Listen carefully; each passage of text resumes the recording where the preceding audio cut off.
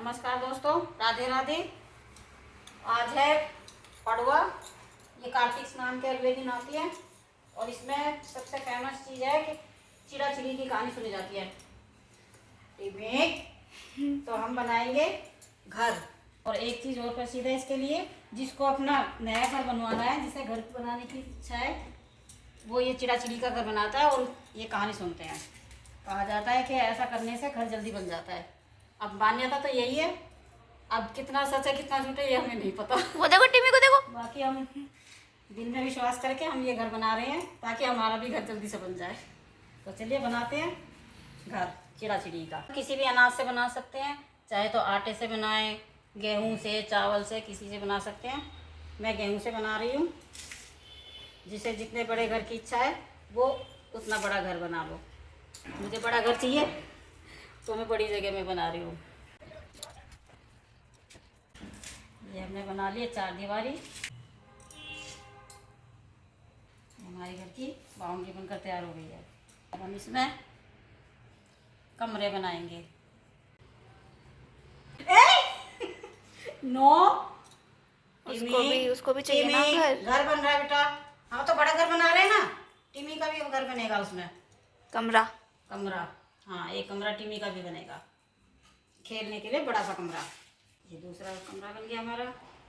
और ये हमने बना दिया है एक पूजा घर। इसमें कोई ऐसा ज़रूरी नहीं है कि आपको ऐसा ही बनाना है, आप किसी भी अपने तरीके से अपनी पसंद का घर बना सकते हैं। रेडी हो गया, अब इसे सजाएंगे। सबसे पहले पीछे पीछे पीछे चल। स्वास्तिक बना लेंगे तो हल्दी खाने में कोई प्रॉब्लम।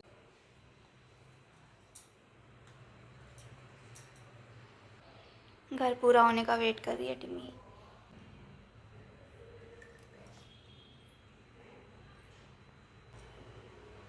ये आटा है, गीला आटा ले लिया हमने, उसके हम चिड़ा चिड़ी बनाएंगे।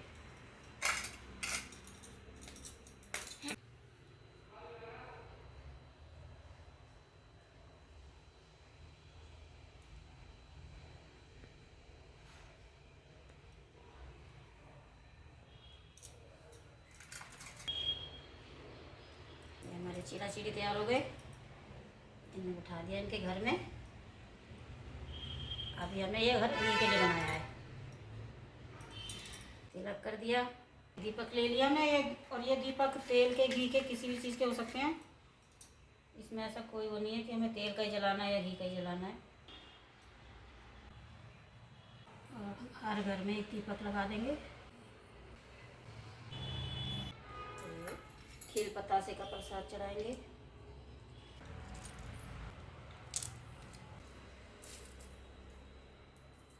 हमारा घर बनकर तैयार हो गया है। और एक सबसे ज़रूरी चीज़ है खिचड़ी। आज के दिन खिचड़ी का बहुत महत्व है। खिचड़ी बनाई जाती है और खिचड़ी खाई जाती है और दान भी की जाती है। और आप चाहे बना कर ले सकते हैं इसे या ऐसे ही कच्चा भी ले सकते हैं। तो मैंने ये ले लिया खिचड़ी, दाल और चावल मिक्स करके।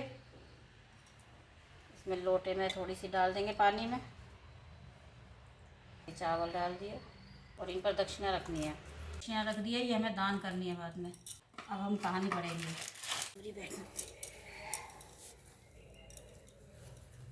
तो अब हम कहानी सुनेंगे। आपने थोड़े चावल ले लो या फूल ले लो, खाली हाथ कहानी नहीं सुनते कभी।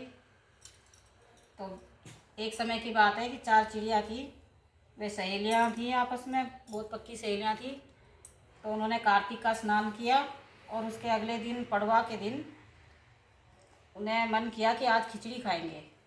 तो एक चिड़िया जाकर दाल ले आई, एक चावल ले आई, एक चिड़िया घी ले आई और एक नमक ले आई। अब उन्होंने खिचड़ी बनने के लिए रख दी।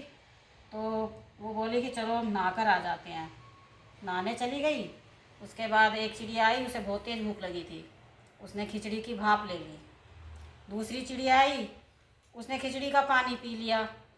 अब तीसरी चिड़िया आई, उसे भी भूख लग रही थी, उसने खिचड़ी खा ली।